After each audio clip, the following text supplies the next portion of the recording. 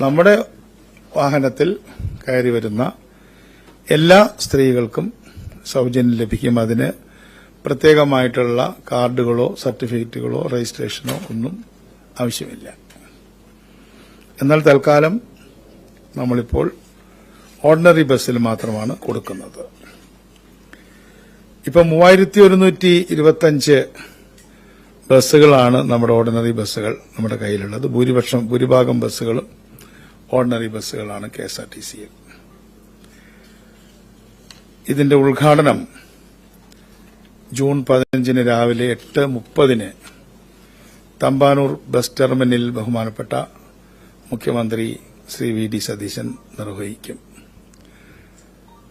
സ്വാഭാവികമായും ആ സർവീസിന്റെ ഡ്രൈവറും കണ്ടക്ടറും സ്ത്രീകളായിരിക്കും. ഒരു യാത്രാ വാഹനമാണ്. അതൊരു ഉദ്ഘാടനത്തിന് വേണ്ടിയിട്ടുള്ള ഒരു ബസ്സല്ല. അതൊരു റൂട്ടിൽ വേണ്ടി പോവും.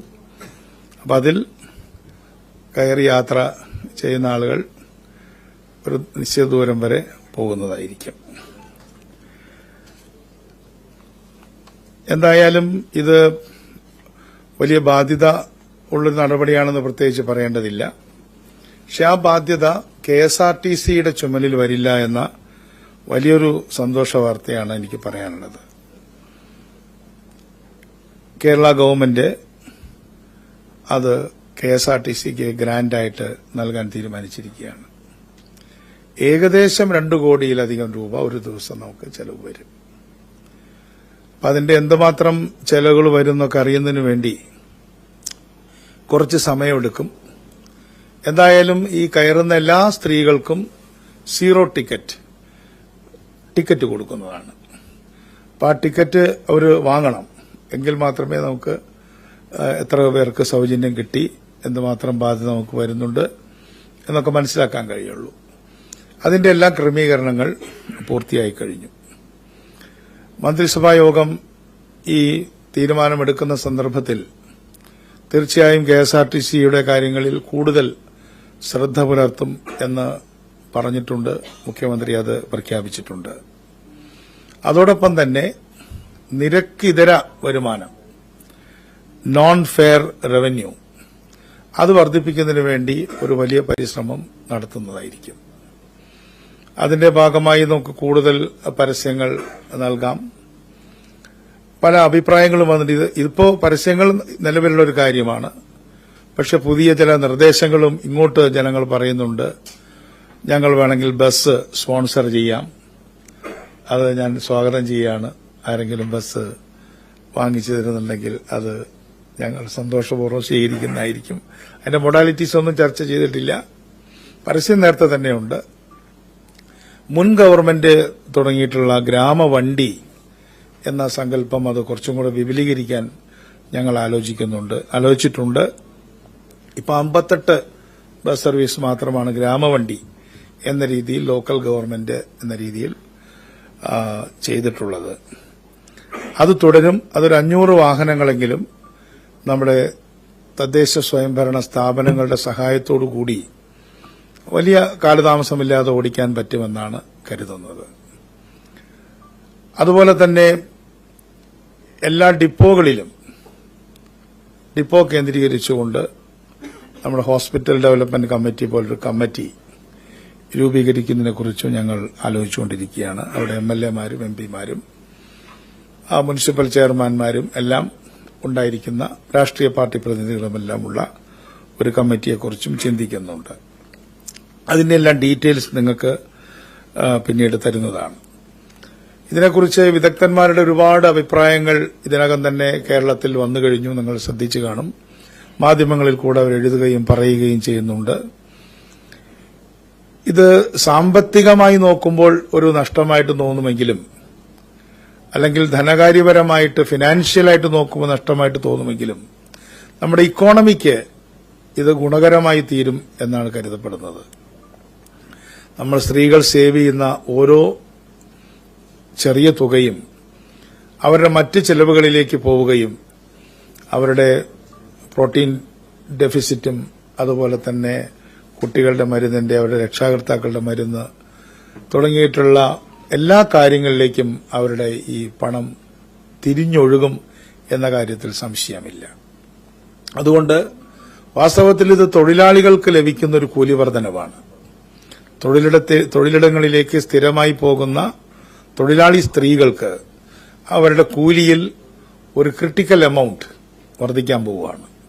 ഞങ്ങളുടെ ഏകദേശം കണക്കനുസരിച്ച് 15% മുതൽ 25% വരെ അവരുടെ വരുമാനം വർദ്ധിക്കാൻ സാധ്യതയുണ്ട്. ക്ഷമിക്കണം. എന്തായാലും അത്തരത്തിലുള്ള ഒരു വലിയ സാമൂഹ്യമായ അംഗീകാരം ഈ പരിപാടിക്ക് ലഭിച്ചിട്ടുണ്ട്. ഇതിനെ വെറും ബാലൻസ് ഷീറ്റിന്റെ ലാഭനഷ്ടക്കണക്കിന്റെ കള്ളികളിൽ ചുരുക്കി കാണേണ്ട ഒരു നടപടിയല്ല. മറിച്ച് നമ്മുടെ നാട്ടിലെ സാധാരണക്കാരായ സ്ത്രീകൾക്ക് അവരുടെ വരുമാനത്തിലുണ്ടാകുന്ന റിയൽ വേജസ് വർദ്ധിക്കുന്ന ഒരു നടപടി കൂടിയാണ്. ആ അർത്ഥത്തിൽ ഇത് യാത്രാ സൌജന്യമെന്ന ഒരു ചെറിയ കള്ളിയിൽ നിന്ന് നമ്മുടെ സമൂഹത്തിന്റെ നല്ല കാര്യങ്ങൾ ചെയ്യുന്ന ഒരു വലിയ ആകാശത്തിലേക്ക് ഇത് പറക്കുമെന്നാണ് ഞങ്ങൾ പ്രതീക്ഷിക്കുന്നത്.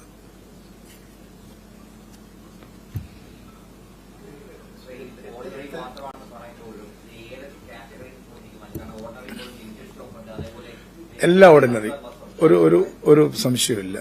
ലിമിറ്റഡ് സ്റ്റോപ്പ് ഓർഡിനറിയിലുണ്ട്. സിറ്റി ഫാസ്റ്റിൽ ഇപ്പോൾ ഇല്ല. Any ordinary, limited stop ordinary including ordinary ആണെങ്കിലുണ്ട്.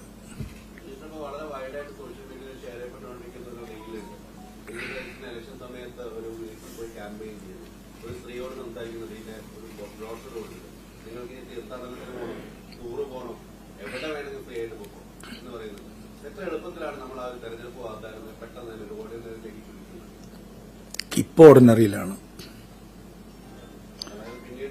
പിന്നീട് ഒരിക്കലും അങ്ങനെ അല്ലാതെ ആവില്ല എന്ന് പറയാൻ ഞാനാണല്ല. അതെ,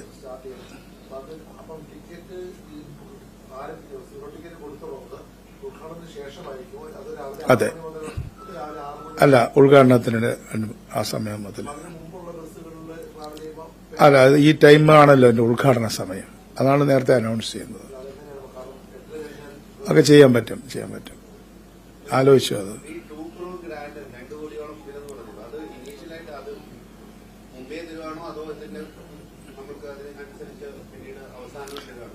അതിനെക്കുറിച്ച് ആശങ്കപ്പെടേണ്ട കാര്യമില്ല. തന്നാ മതിയല്ലോ. കൃത്യമായിട്ടൊരു അതിനേക്കാൾ നന്നായിട്ടാണ് അതിനേക്കാൾ ഇല്ല. KSRTC ഒരിക്കലും പ്രതിസന്ധിയിലാവില്ല. ട്രഷറിക്ക് കുറച്ച് പ്രഷർ വരും.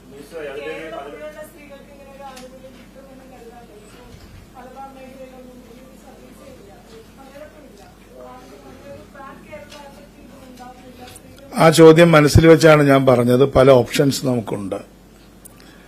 ഇപ്പൊ ഗ്രാമവണ്ടി എന്നുള്ളത് പഴയ ഗവൺമെന്റിന്റെ ഒരു കോൺസെപ്റ്റാണ്. അത് നമുക്ക് വികസിപ്പിക്കാമല്ലോ. മലബാറില്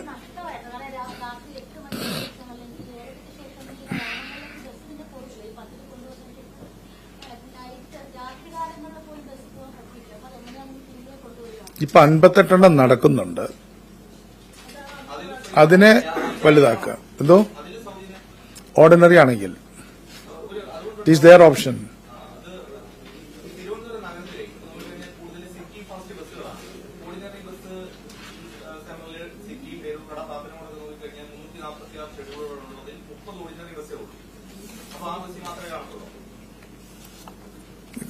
വായിക്കണേ, ഞാൻ വായിച്ചു തരാം. 687 ജില്ല തിരിച്ച് പറയണോ? ജില്ല തിരിച്ച് പറയുകയാണെങ്കിൽ തിരുവനന്തപുരത്ത് 687 അല്ല, ബസ്സുകൾ ഓർഡിനറി അങ്ങനെ 3125 ഭൂരിപക്ഷം ബസ്സുകളുമാണ്. പാലക്കാട്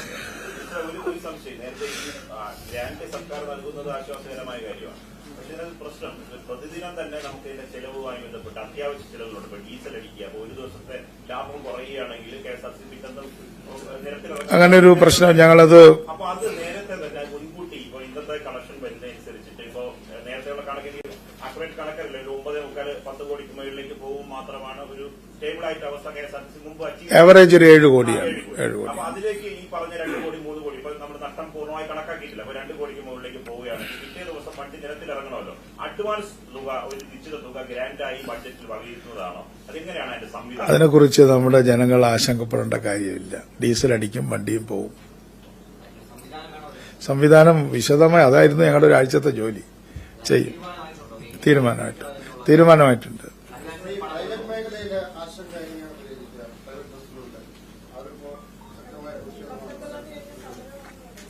അവരുമായിട്ട് നമ്മൾ പല റൗണ്ട്, ഈ വിഷയത്തിലല്ല, പ്രൈവറ്റ് മേഖലയെക്കുറിച്ച് ഞാൻ ആദ്യമായിട്ട് നടത്തുന്ന പത്രസമ്മേളനം എന്നുള്ള നിലയ്ക്ക് പറയുകയാണ്.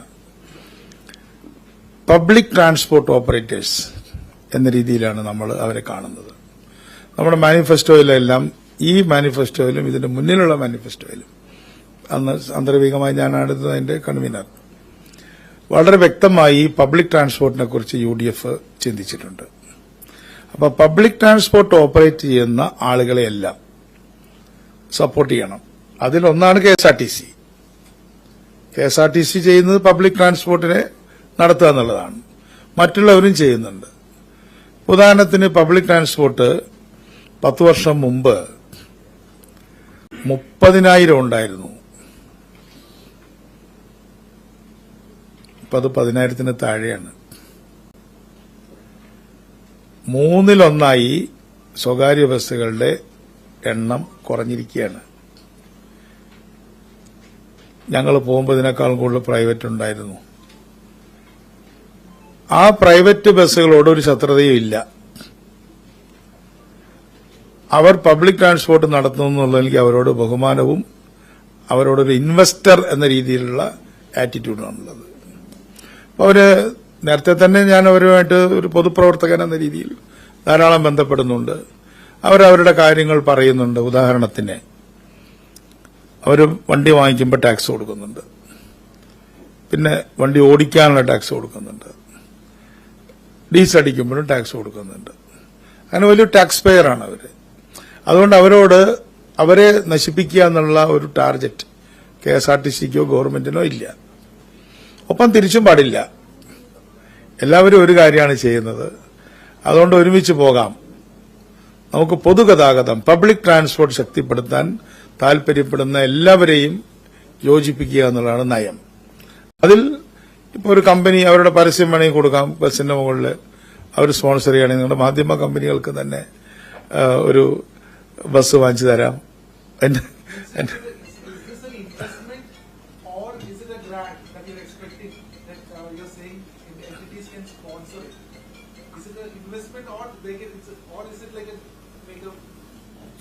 I think you are confused. No, I'm asking if somebody, you are saying entities can sponsor a bus. Yeah. So will they get something in return, or They may get a good advertisement on the bus. Yeah. Let them think. Let us discuss. you had said that you will bring The modalities are not completed. This is not meant for that announcement, but I shall tell you, these are the methods we are thinking about. Right? you had said that you will bring a separate white paper. We shall discuss. Yeah, that's a good question. A separate white paper on KSRTC. When can we expect that? Within 3 months. Because we have to understand what exactly is the impact of the new concession thing. Right? Pardon? എന്നൊന്നുമില്ല. അങ്ങനെ പറ്റില്ലല്ലോ. അത്രയോ വണ്ടികളില്ല. പ്രിയദർശിനി അല്ല, ആദ്യത്തെ വണ്ടിയിൽ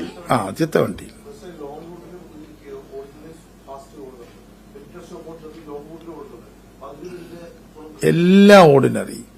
പക്ഷെ യാത്രക്കാർക്ക് സ്റ്റിക്കറെല്ലാം ഉണ്ട്, അതെല്ലാം വരും.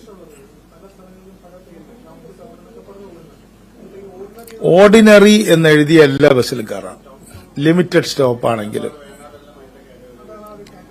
സിറ്റി ഫാസ്റ്റ് പറ്റില്ല. ഫാസ്റ്റ് എന്ന് എഴുതിയ പറ്റില്ല. അത് ക്ലാരിഫിക്കേഷൻ തരാം.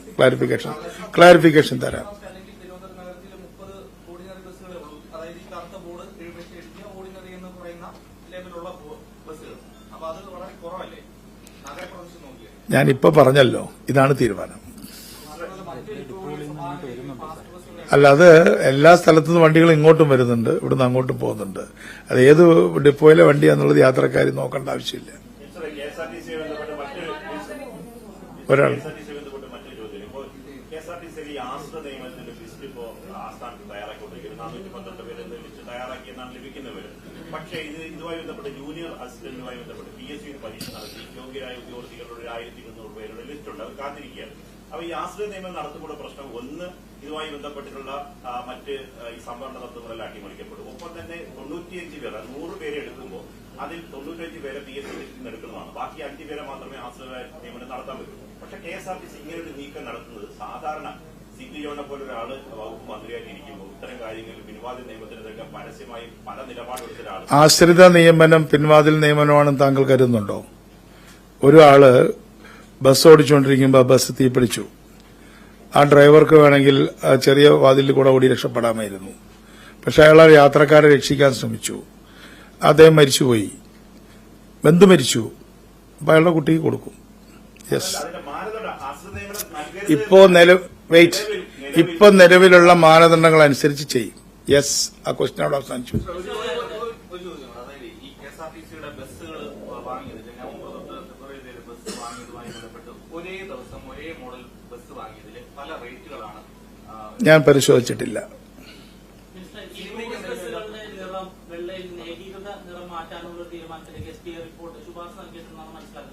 അത് KSRTC അല്ലാതെ നമുക്ക് ആലോചിക്കാം.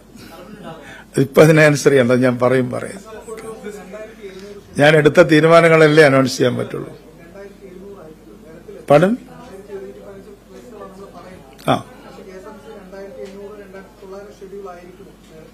ഇപ്പൊ ഉള്ളതെന്നേ ഞാൻ പറയുന്നുള്ളൂ. അതിന്റെ നമ്പറിനെ കുറിച്ച് ഇപ്പൊ ഡിസ്കസ് ചെയ്യുന്നതിൽ കാര്യം എന്താ ഉള്ളത്? ആ സമയത്തൊരു പത്രസമ്മേളനം വെക്കുന്നതാണ്.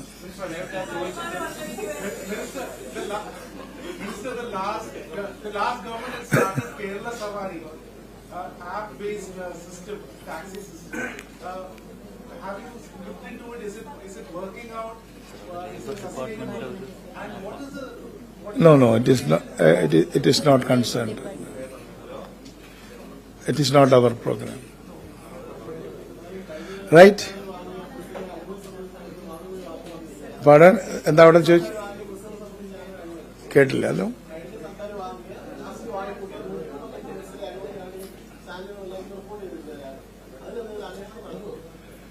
എന്റെ ഡെസ്കിൽ വരട്ടെ, അപ്പൊ പറയാം. ഇപ്പൊ ഞാൻ ഇവിടെ വരെ വന്നിട്ടില്ല. അല്ല, അത് CMDയുടെ ഇത് എന്റെ പത്രസമ്മേളനമാണല്ലോ, അദ്ദേഹത്തോട് ചോദിക്കണ്ട കേട്ടോ. ഇപ്പൊ മിനിസ്റ്റർ അല്ലേ സപ്പോർട്ട് ചെയ്യുന്നത്? ഇല്ല, they are assisting me.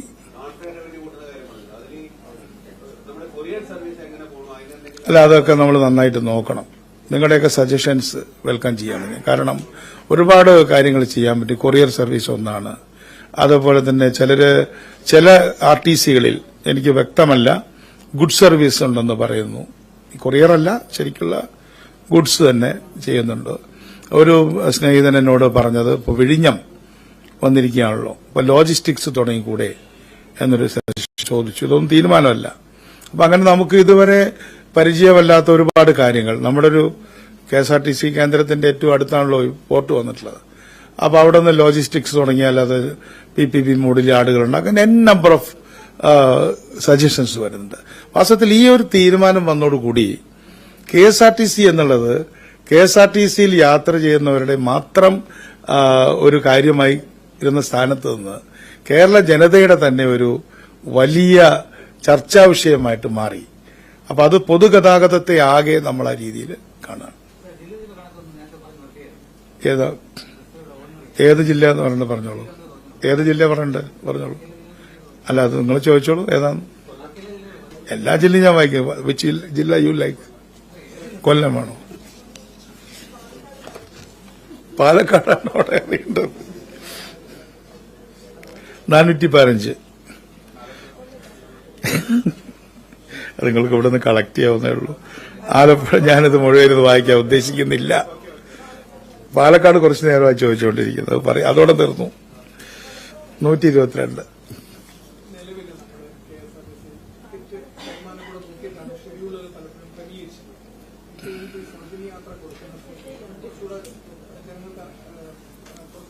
നല്ലൊരു ചോദ്യമാണത്. ഇപ്പൊ അതില് ഞാനിപ്പോ മിനിസ്റ്ററായിട്ട് ഇപ്പൊ 1 മാസമായിട്ടില്ലല്ലോ.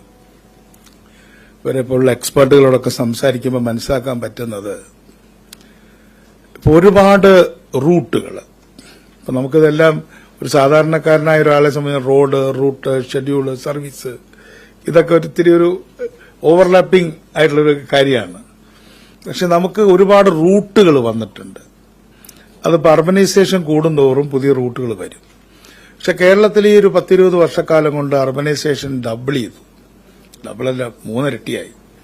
പക്ഷെ അർബനൈസേഷൻ ഡബിൾ ചെയ്തതിന്റെ കണക്കായിട്ട് പബ്ലിക് ട്രാൻസ്പോർട്ട് റൂട്ടുകൾ നോട്ടിഫൈ ചെയ്തിട്ടില്ല. അപ്പോൾ ഒരു റൂട്ട് റിസർച്ച് തന്നെ വേണം. നിങ്ങൾക്കൊക്കെ അതിൽ സഹകരിക്കാം. അപ്പോൾ ലോക്കൽ ഗവൺമെന്റുകളെയും കൂടെ നമ്മളതിൽ ഇൻവോൾവ് ചെയ്തുകൊണ്ട് പുതിയ പുതിയ റൂട്ടുകൾ ഉണ്ടാക്കണം. ഇപ്പൊ ഒരു സിമ്പിൾ എക്സാമ്പിൾ പറഞ്ഞാൽ, ഒരു സ്ഥാപനം വരുന്നു, ഇപ്പൊ നമ്മുടെ ടെക്നോ പാർക്കിലേക്ക് പോകുന്നവര്, പണ്ടതൊരു ഒഴിഞ്ഞ സ്ഥലമായിരുന്നല്ലോ. അപ്പൊ ആ റോഡും ആ റൂട്ടും നമ്മൾ ഇതുവരെ എക്സ്പ്ലോർ ചെയ്തിട്ടില്ല. ഇപ്പൊ ടെക്നോ പാർക്കിന്റെ അകത്തേക്ക് ഒരു വണ്ടി പോകുമെങ്കിൽ അതൊരു റൂട്ടാണ്. അപ്പോൾ അവിടെ പല പല പേരുള്ള കെട്ടിടങ്ങളുണ്ടല്ലോ, ലൈക്ക് ദാറ്റ്.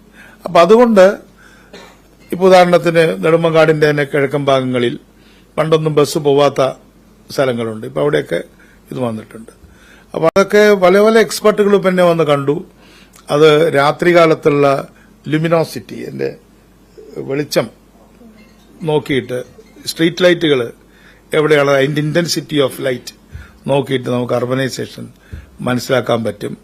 അപ്പൊ അത് വെച്ച് നമുക്ക് റൂട്ട് ഇടാൻ പറ്റും. അങ്ങനെ നമ്പർ ഓഫ് തിങ്സ്. അപ്പൊ ആള് വന്ന് സംസാരിച്ചുകൊണ്ടിരിക്കുകയാണ്. അപ്പൊ ആ പുതിയ റൂട്ടുകളൊക്കെ കണ്ടുപിടിക്കണം. ആ റൂട്ടുകളിലേക്ക് സർവീസുകൾ ഇടണം, അതിന്റെ ഷെഡ്യൂളുകൾ തയ്യാറാക്കണം. അതിനു വേണ്ടി വന്നാൽ ഇതൊക്കെ കണ്ടുപിടിക്കാൻ വേണ്ടെങ്കിൽ AI സഹായങ്ങൾ പോലും നേടാമെന്നാണ് പലരും പറയുന്നത്. ഞാനതിലൊരു എക്സ്പെർട്ട് അല്ലാന്ന് നിങ്ങൾക്ക് എല്ലാവർക്കും അറിയാം. Like that. വളരെ പഴയ ബസ്സുകൾ പലപ്പോഴും പലരും ഇപ്പോഴും, കാരണം നമ്മുടെ ഈ ക്ലൈമറ്റ് ചേഞ്ച് മറ്റു കാര്യങ്ങൾ, പൊല്യൂഷൻ ഇത്തരം ഇഷ്യൂസ് സംസാരിക്കുന്നുണ്ട്. പക്ഷെ വളരെ പഴയ ഡീസൽ ബസ്സുകൾ ഇപ്പോഴും സർവീസിലുണ്ട്. സോ ഒരു ഫ്ലീറ്റ് ഓവർഹോൾ എന്ന് പറയുന്ന പരിപാടിയില്ല. കാരണം പഴയ ബസ്സുകൾ മാറുന്നത് ഓർഡിനറി സിറ്റികളിലേക്ക് വരുന്ന പ്രവണതയാണ് സാധാരണ. അതൊരു നല്ല ചോദ്യമാണ്. നമുക്ക് എമിഷൻ എന്നുള്ളത് KSRTC മാത്രമല്ല, ഈ വാഹന വകുപ്പ് എന്നുള്ളത് വാഹനങ്ങളെ നിയന്ത്രിക്കാനുള്ള അല്ലെങ്കിൽ വാഹന ഉടമസ്ഥന്മാർക്ക് പിഴ അടയ്ക്കാനുള്ള ഒരു വകുപ്പ് മാത്രമല്ല, ഇതൊരു പരിസ്ഥിതി വകുപ്പും കൂടിയാണ്. നമ്മുടെ എയർ പൊല്യൂഷനിലെ ഏറ്റവും പ്രധാനപ്പെട്ട ഘടകം ഈ പറയുന്ന വാഹനപ്പുകയാണ്. അപ്പോൾ വാഹനപ്പുക നിയന്ത്രിക്കുന്നതിന് വേണ്ടി വാഹനപ്പുക പരിശോധന കേന്ദ്രങ്ങളുണ്ട്. അവരുടെ പ്രതിനിധികളായിട്ട് ഞാൻ സംസാരിച്ചിരുന്നു. അത് പൂർണ്ണമായിട്ടും പ്രൈവറ്റ് സെക്ടറിലാണ് വർക്ക് ചെയ്യുന്നത്.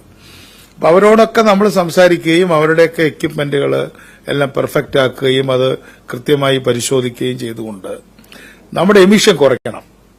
അപ്പൊ ഇപ്പൊ എന്താണ് എമിഷൻ എന്നുള്ളത് നോക്കിയിട്ട് അത് കുറയ്ക്കുന്നതിന് ഈ വാഹന വകുപ്പിന് വലിയൊരു റോളുണ്ട്. അത് KSRTCക്ക് മാത്രമല്ല, എല്ലാവർക്കും.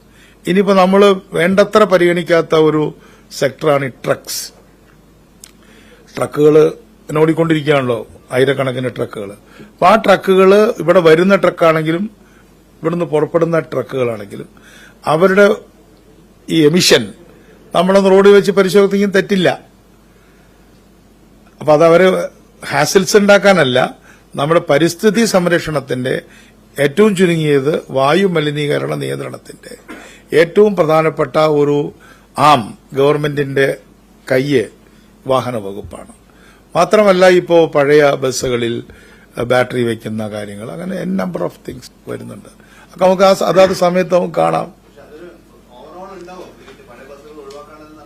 Slowly but steadily.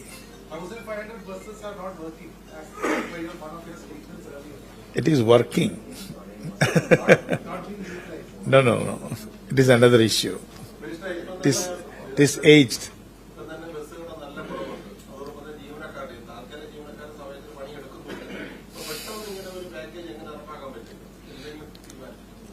അതൊന്നും ഇതായിട്ട് മിക്സ് ചെയ്യേണ്ട കാര്യങ്ങളല്ല. അതിലെല്ലാം വേണ്ടിവരുന്ന നിയന്ത്രണങ്ങളും അല്ലെങ്കിൽ മെച്ചപ്പെടുത്തലും ഉണ്ടാവും. ഇപ്പോൾ ഓടിക്കൊണ്ടിരിക്കുന്ന പോലെ ഉള്ള KSRTCയിൽ സ്ത്രീകൾക്ക് ഫ്രീ ആയിരിക്കും.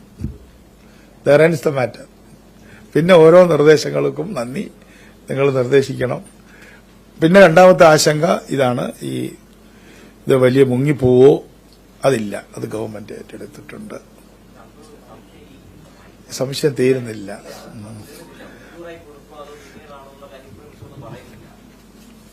അതിനെക്കുറിച്ച് നമ്മൾ ഫിനാൻസിന്റെ എല്ലാ ഡീറ്റെയിൽസും നമ്മൾ അങ്ങനെ പത്രസമ്മേളനത്തിൽ പറയേണ്ട ഒരു കാര്യമാണോ?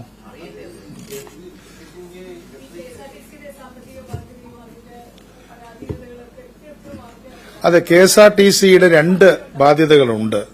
ചോദിക്കരുതെന്നല്ല ഞാൻ പറഞ്ഞത്. 125 കോടി അല്ലേ നമ്മൾ പെൻഷനും ശമ്പളവും കൂടെ ചേർത്ത് ഇപ്പോൾ കൊടുത്തുകൊണ്ടിരിക്കുകയാണ്. മനസ്സിലായില്ലേ? അത് ഗുഡ്, അത് കൊടുക്കും, ഇനിയും കൊടുക്കും. ഇപ്പൊ ഞാൻ മന്ത്രിയായിട്ട് ചുമതലയെടുത്തപ്പോൾ ആദ്യത്തെ ചാലഞ്ച് അതായിരുന്നു, പെൻഷനും ശമ്പളവും കൃത്യമായി കൊടുക്കുക എന്നുള്ളതാണ്. അത് കൊടുക്കാൻ സാധിച്ചു. ഞാൻ മുൻകാലത്തെക്കുറിച്ചൊന്നും പറയുന്നൊന്നുമില്ല, അതെന്റെ ഒരു രീതിയല്ല. പക്ഷേ ഇപ്പോൾ ഒരു അഡീഷണൽ ബർഡനും കൂടെ നമുക്ക് വന്നിട്ടുണ്ട്. അതും കൂടെ ഗവൺമെന്റ് സന്തോഷപൂർവ്വം ഏറ്റെടുക്കുന്നതോടുകൂടി എന്നെ അത്ഭുതപ്പെടുത്തിക്കൊണ്ട് മുഖ്യമന്ത്രി തന്നെയാണ് ധനമന്ത്രിയും. വളരെ വലിയ ഒരു പിന്തുണയാണ് ധനവകുപ്പ് നമുക്ക് നൽകിയിട്ടുള്ളത്. അതിൽ ഒരു വീഴ്ചയുണ്ടാവില്ല.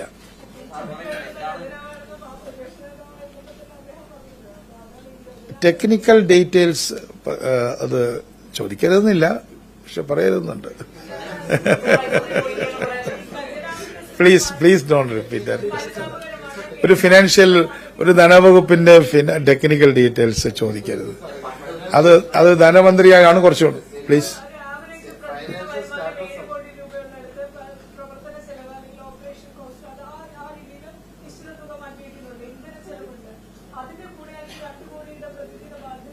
ബാധ്യതയില്ല, ഗ്രാന്റില്ലേ?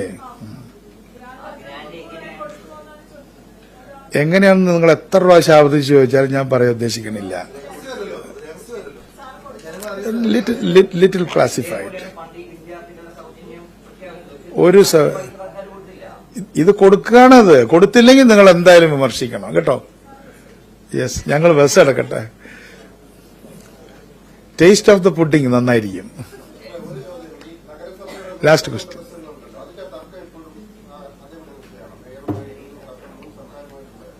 ചെറിയ തർക്കങ്ങളൊക്കെ ഉണ്ട്. അത് മേയർ വളരെ കോർഡിയലായിട്ട് നമ്മൾ സംസാരിക്കുന്നുണ്ട്. ടേസ്റ്റ് ഓഫ് ദ പുഡിംഗ് നല്ലതായിരിക്കും.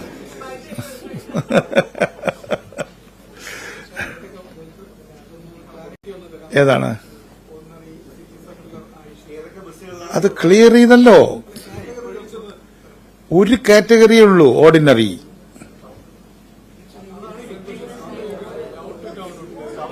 ടൗൺ ടു ടൗൺ ഓർഡിനറി ആണ്. അപ്പോൾ ടൗൺ ടു ടൗൺ ഉണ്ട്, ലിമിറ്റഡ് ഷോപ്പ് ഓർഡിനറി ഉണ്ട്, സിറ്റി ഫാസ്റ്റ് ഇല്ല. യെസ്,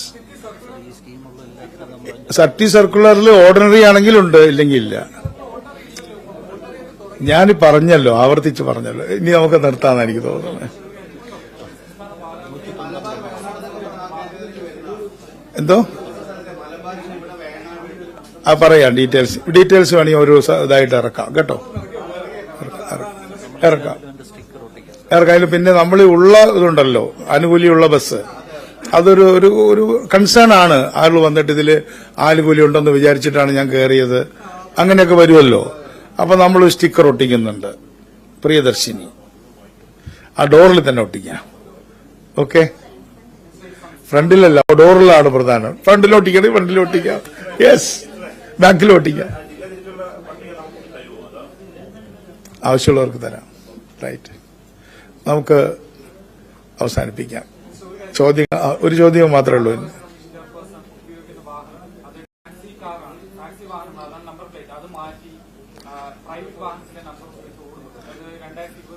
എനിക്കറിയില്ല, അതൊക്കെ ഒരു മന്ത്രിയുടെ മുമ്പിൽ വരുന്ന കാര്യമാണോ അനിയ? അതെന്റെ ആളുകൾ അത് പിടിക്കട്ടെ, അവരത് അറസ്റ്റ് ചെയ്യണമെങ്കിൽ അറസ്റ്റ് ചെയ്യട്ടെ. Okay, thank you very much.